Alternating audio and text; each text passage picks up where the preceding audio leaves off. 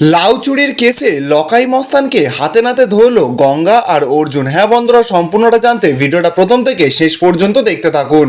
ধারাবাহিকের শুরুতে দেখা যাচ্ছে প্রীতম নামের একজন কনস্টেবল পুলিশ গঙ্গাকে বলছে যে গঙ্গা, তুমি এখনো পর্যন্ত কিন্তু ভেবে দেখো, এই লাউ চুরির কেস নিয়ে তুমি এগোবে, এইটা কিন্তু কোনো কেসই না। আর মেঘনাথ স্যার যে তোমাকে কেন এইসব ভালো ভালো কেস দিচ্ছে না, মানে এই এই মেটে গঙ্গার বস্তিতে তো চুরি ছিনতাই ডাকাতি সমস্ত কিছু হয়, তা সেই সব কেস না দিয়ে কেন যে এই লাউ চুরির কেস দিচ্ছে আমি সেটাও বুঝতে পারছি না। গঙ্গা তো এবার প্রীতমকে বলছে যে দেখো প্রীতম দাদা, যদি এখান থেকে অন্য কোনো কেস বেরিয়ে যায় সেটা তো বলা যায় না। আমার যে স্যার আছে, মানে আমার গুরু, তিনি বলেছে যে কোনো কিছু ফেলে না দিতে। এরপর প্রীতম নামে সেই পুলিশটা তো যার বাড়িতে লাউ চুরি হয়েছে তাই সেই মালিকটাকে ডেকে এনেছে। এবার গঙ্গা তো জিজ্ঞাসা করছে লোকটাকে যে আপনার বাড়িতে লাউ চুরি হয়েছে, সেই কারণে জিজ্ঞাসাবাদ করতে এসেছি। লোকটা তখন গঙ্গাকে বলছে যে থানা থেকে আপনাকে পাঠিয়েছে, তা মেয়েরা এইসব চোরফোর ধরতে পারে নাকি? গঙ্গা তখন সরাসরি বলছে যে মেয়েরা কেন পারবে না, মেয়েরা তো এখন সমস্ত কিছু করছে, আর আমার কিছু প্রশ্ন ছিল আপনার কাছে। লোকটা তখন বলছে যে না বাবু, আপনি প্রশ্ন করবেন, আমি কোনো উত্তর দিতে পারবো না। লোকটা তো এবার নিজের বৌমাকে ডেকেছে, বৌমাটা ওই মহিলাটা এসেছে। এবার লোকটা ওর বৌমাকে বলছে যে বৌমা, এই দেখো থানা থেকে মেয়ে পুলিশ পাঠিয়েছে, তুমি যা যা জানো তুমি কথা বলে নাও, আমি পুরুষ মানুষের কথা আর বলতে পারবো না। লোকটা তো এবার গঙ্গাকে বলছে যে ওই তারক বলে লোকটার বাড়িতে তো আপনি গেলেন না, আমাদের বাড়িতেই যত জেরা করাবার যত সব, এই বলেই তো লোকটা ওখান থেকে চলে যায়। গঙ্গা তো এবার প্রীতমকে সাইডে নিয়ে এসে বলছে যে এই লোকটা তো এখনো পর্যন্ত তারক বাবুকেই সন্দেহ করে যাচ্ছে। ঠিক আছে, তুমি তারক বাবুর বাড়িতে গিয়ে যাও, ওইদিকে গিয়ে ওখানে গিয়ে একবার তদন্ত করো। গঙ্গার কথা মতন তো প্রীতম এবার ওখান থেকে চলে যায়।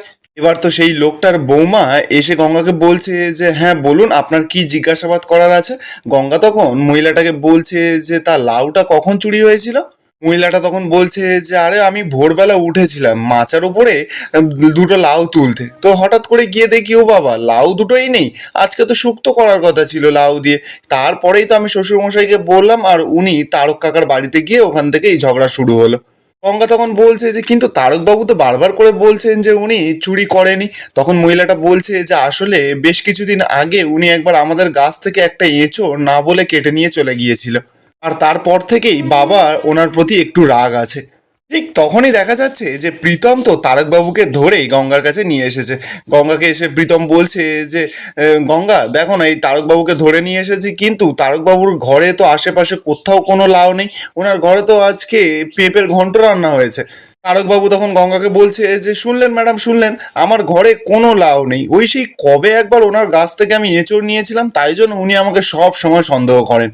গঙ্গা এবার কি করবে, লোকটাকে বলছে যে আচ্ছা ঠিক আছে, তবে আপনি এখন আসতে পারেন, প্রয়োজন পড়লে আবার আপনাকে ডাকবো, ঠিক আছে। তারকবাবু তখন বলছে যে তার মানে আমার মুক্তি, তাই তো, বাঁচা গেল, আমি আসছি, ঠিক আছে, এই বলেই তো ওখান থেকে তারকবাবু চলে যায়।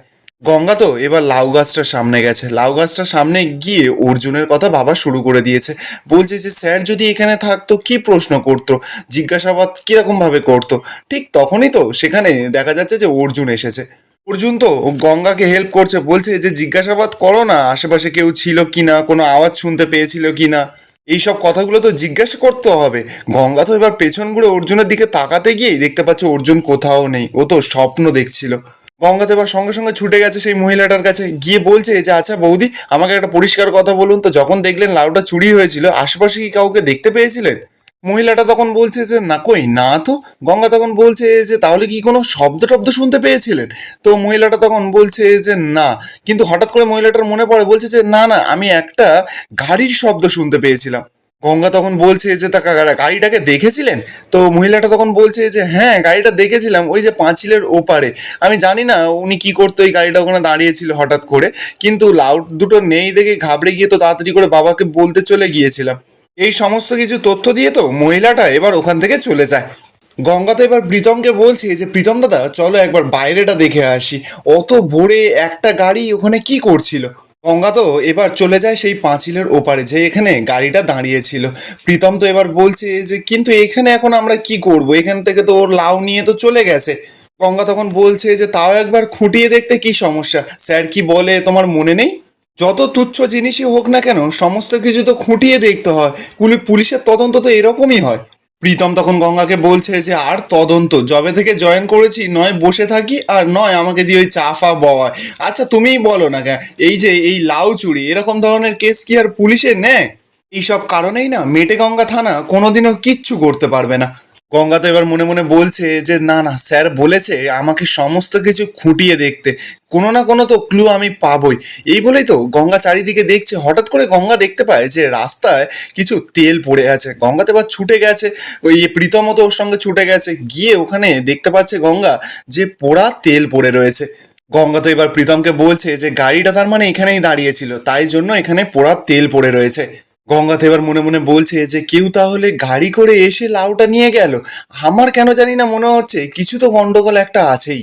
অপরদিকে দেখা যাচ্ছে যে মেঘনাথ তো থানায় বসে বসে গজর গজর করেই যাচ্ছে, বলছে যে দূর বাবা, সারাদিন শুধু এদিকে দৌড়াও ওদিকে দৌড়া, জীবনে কোনো একটা সুখ শান্তি এন্টারটেনমেন্ট কিচ্ছু নেই, শুধু কাজ আর কাজ।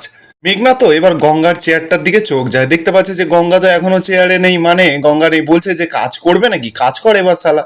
তো এবার এতক্ষণ হয়ে গেছে, সেই সকালে তো বেরিয়েছে এখনো পর্যন্ত ফেরেনি, তার মানে কি করছে গঙ্গা? আমি খুব ভালো করে জানি যা মেয়ে ও নাকি আবার কাজ করবে। তখনই দেখা যাচ্ছে যে গঙ্গা আর প্রীতম তো এবার অফিসে ফিরে এসেছে। তো মেঘনাথ এবার সঙ্গে সঙ্গে গঙ্গাকে বলছে যে কি গঙ্গা দেবী, সারা দিন কি শুধু ঘুরে ঘুরে বেড়ানো হচ্ছে নাকি কেসটার কোনো ক্লু পাওয়া গেল?